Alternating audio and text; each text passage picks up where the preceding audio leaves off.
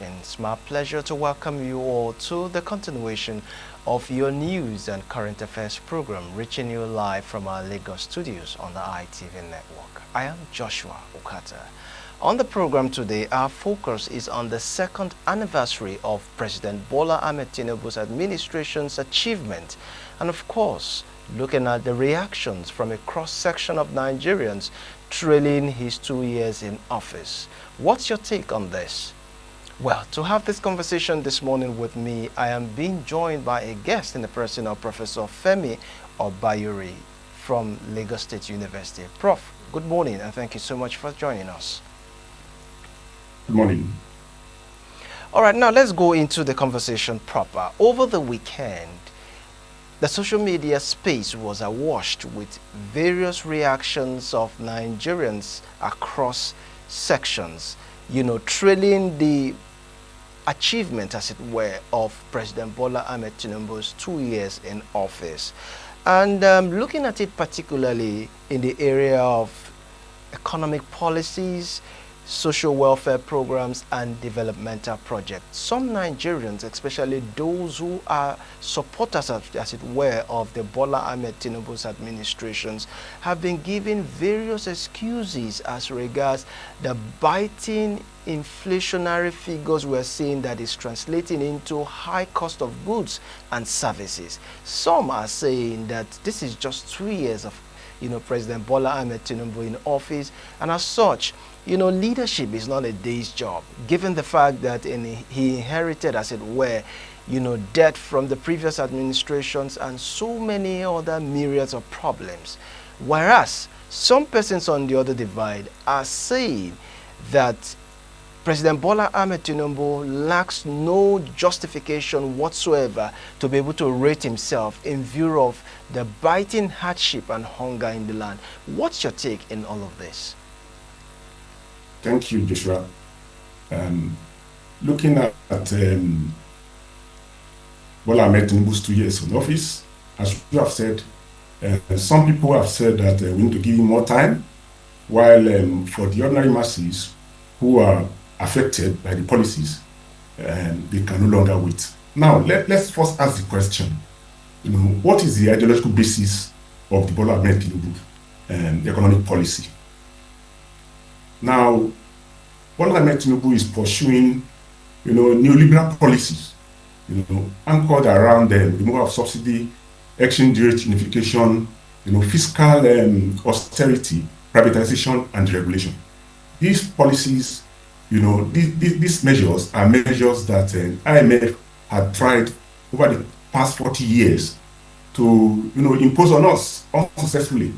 But his first day in office, without consultation with Nigerians, even though he had promised to remove subsidy, but never told us when and how he was going to do it.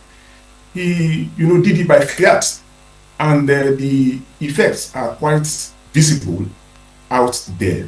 Now, from the point of view of macroeconomic indices, you can actually say that yes, he's on course, he's pursuing the policies, and the results are, beginning to show.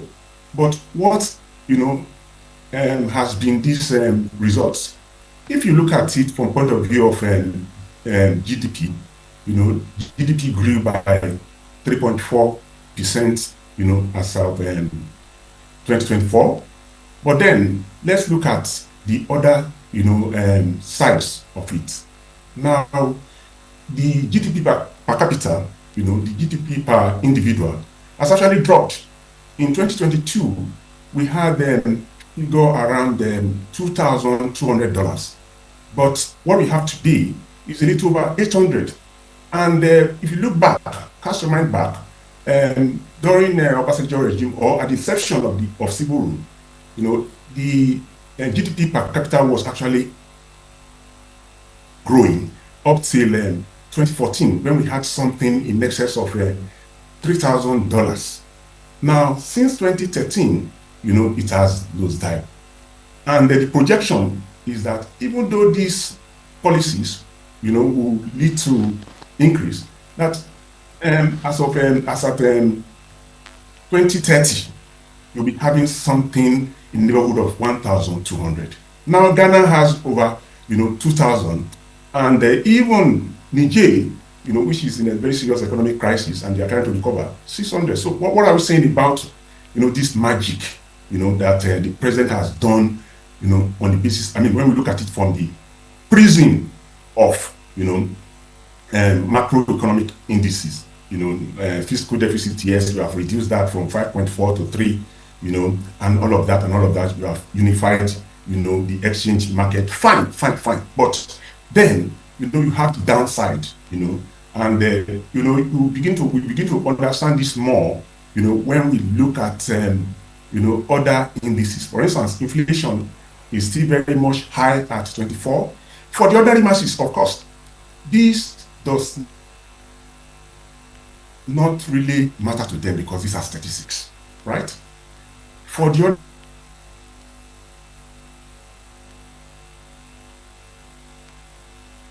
ordinary masses, the most important thing is more than 50% or the whole of their day, transportation, feeding, and not the rest of it.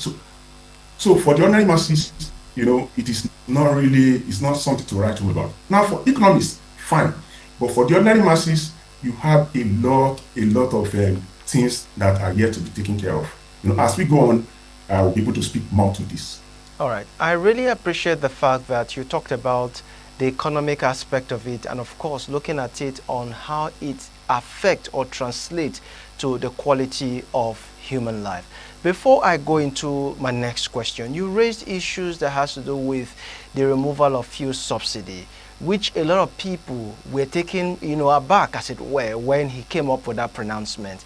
And if there's anything to look at when it comes to the Bola Ahmed Tinubu's administration, I think the long and short story about it is that his administration promises renewed hope. Now, if you're talking about renewed hope, yet you're not giving us a breakdown as regards what you're going to do and how it will be able to translate to the quality of the average life of the Nigerian, populace in the country, what would you say about such administration, given the fact that he has removed subsidy, of course, but of course, at some point in time, Nigerians were expecting, a president to be able to engage with the populace to tell Nigerians how much we have saved, what that fund that we have saved will be used for. But in fact, we saw issues that has to do with consumption, using such monies derived from this, the savings of fuel subsidy into the purchasing of utility vehicles for legislatures. Right. Is that what we should be using money saved from fuel subsidy that Nigerians have to go through in terms of the pain to do? What's your take on that?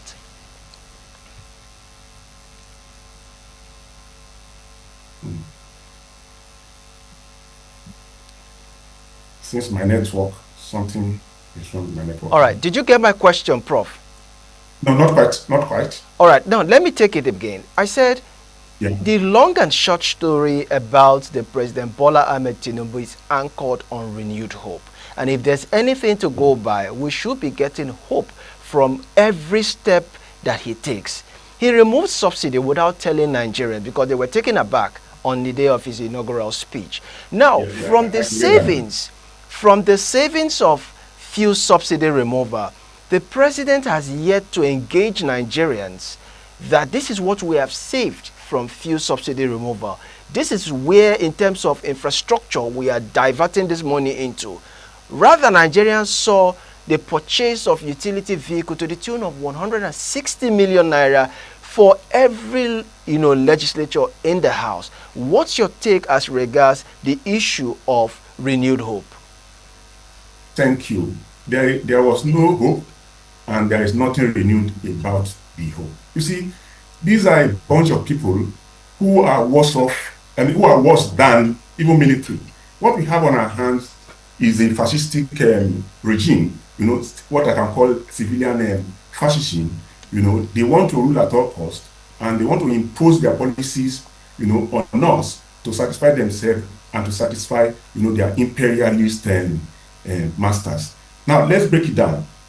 All what we get to hear from them is usually propaganda. We have done this, we have done that. The recent one now is that they are going to give us 77 thousand housing units in some, states of the federation, but they are not people who can really come out and give you a breakdown of what subsidy has translated to. In any case, you remove subsidy in order to be able to save, but now you are now borrowing money to cushion the effect of subsidy. So it's like, somebody who came to power, he said he was going to hit the ground running, but he did not even understand where to start, and before he blew the whistle, he started running to where, and later started, looking for excuses. The facts are there, very clear. The facts are there. Now, the latest one out there is the so much talk, the fact about having paid IMF loan as if we are owing nothing, but we are still owing. They only paid 3.4 billion US dollar, which was the loan source there in 2020 in the wake of COVID-19. And in any case, they still have charges to pay on that. But the debt of the country, the debt profile is still very high, 44.9 billion US dollars. That's what we are owing. And when you look at the public debt, very high. So in the midst of all of this, even when you have a government, that is making promises that, intend to, do something about the condition of life of the people, definitely, with the neoliberal policies, the government cannot do that. A government pursuing neoliberal policies can only pretend to care about the welfare of the people, but in the real sense, does not care about the welfare of the people. And until and unless, you change, the policy, there is no way, even when you have good intention, you can affect the life of the people. In reality, we have not saved from subsidy. Whatever is this you are saving, or you think you are saving, inflation has already taken away that. Okay, now let's look at another issue. Every government of the day tends to look inwards to be able to generate revenue. And this government, as it were, is big on the ends of generating revenue. In fact, one of the previous policies this administration came up with is the broadening of the tax net, including persons and, of course, businesses that are yet to be included in the tax net. Now, having generated revenue, as it were, one of the parameters used in measuring any progressive nation is the issue of HDI, which is Human Development Index. Now, the parameters that this is put on in terms of the dimension it takes is the issue of education, health sector, and the living standard of the people living in that country. What reasonably can you say that this administration has been able to achieve in the last 2 years to be able to invest critically on these three sectors: the health sector, the educational sector, and what helps to improve the living standard of the average Nigerian in the area of production of food and accommodation, decent accommodation for Nigerians? What can you say about that? Now I will start from education, because that's where I am. And what I can say at that level is that outside what the government is doing, outside what they've been doing as per TED Fund and all of that, nothing fantastic has really happened. Now look at, the issue of students' loan, for instance. Today, a student, who stays not too far from campus spends, about 1,000 to commute to campus and back 5 days a week. That will give you 5,000 naira. Then 4 weeks a month, that will give you 20,000 naira. And that is the amount a student who, gets that loan is expected to spend, to get in a month, and that is just transportation. So nothing much has been done at that level in terms of improving on the infrastructure. In fact, you have universities now, you have the courses oversubscribed, large classes, people are not talking about. So not much is being done in terms of reinvesting these resources. Rather, what I can see the government doing is that, you are giving dole. Okay, you've credited the accounts of number of Nigerians and the rest of them. Loans and donations is not the financial science of modern time. Is a kind of almanjiri, financial science. It cannot solve the problem. Then, more importantly, when we talk in terms of, for instance, I've started the issue of 77,400 housing units.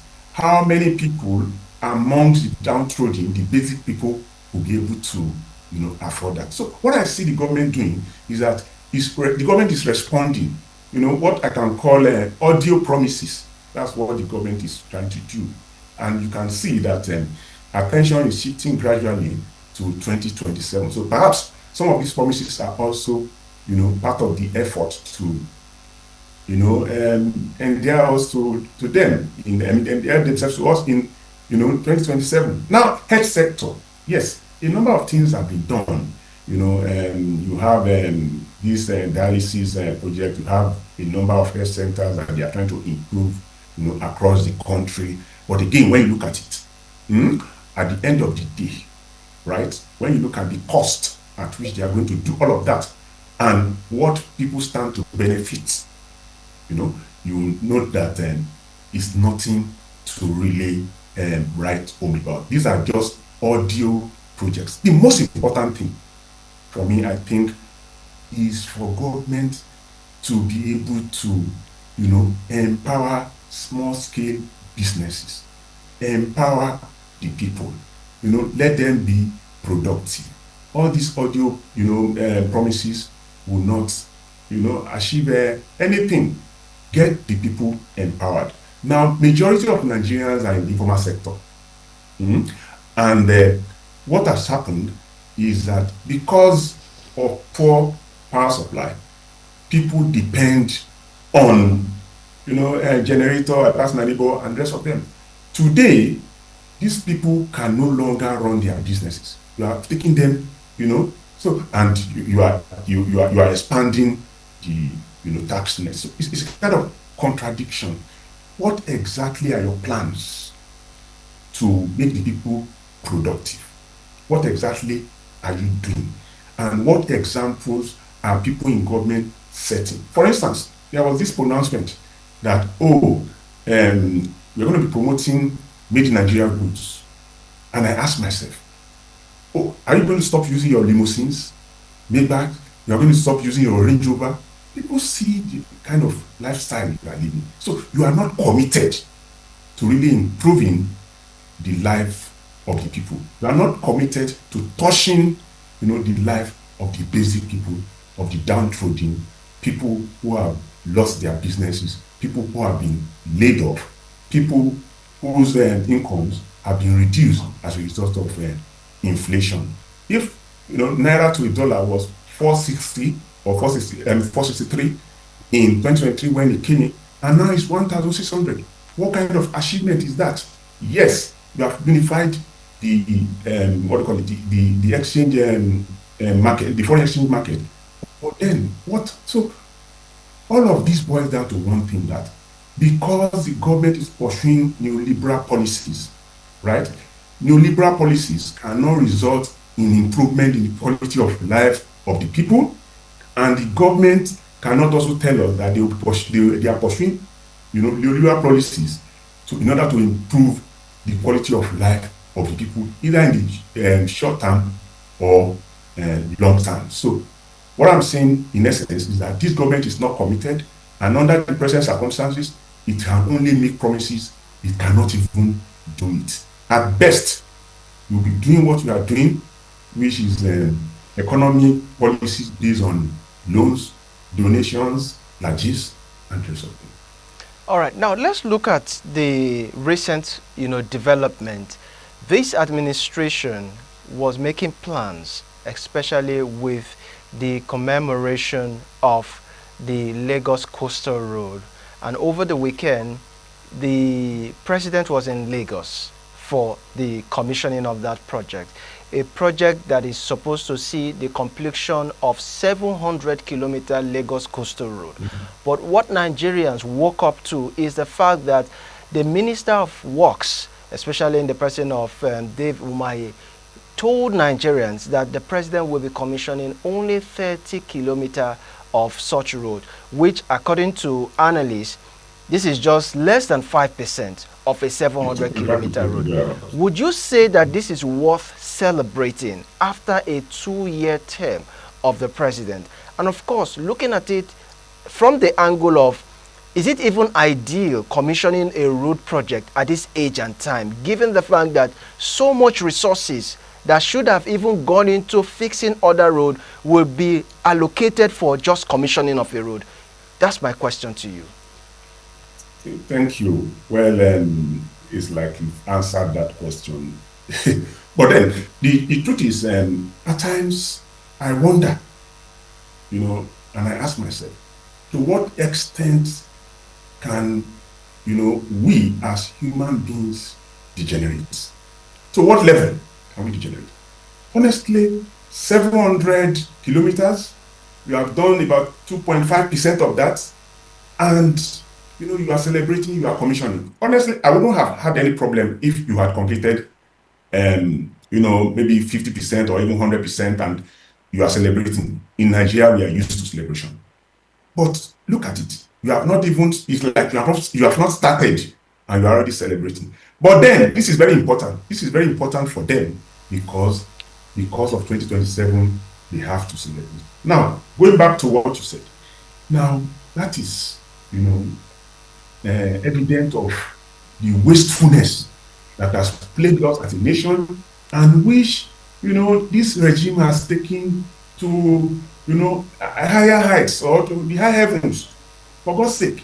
So the amount of money today, nobody will tell you the amount of money spent on that, but I know that if you put that into the economy, by at least empowering low-income people, empowering small-scale businesses, it will add something. So the government, whatever they do, I'm repeating, is not out of commitment to changing the quality of life of the people. All right, thank you so much, Prof. Thank you so much for your exhaustive explanation. Time, as they say, is not on our side. Would have allowed you to give us so much analysis on this matter. We really appreciate your time. Thank you so much, Professor Femi Obayore, Lagos State University, for giving us your time this morning. We really appreciate. All right, that's our offering for you from our Lagos Network studios.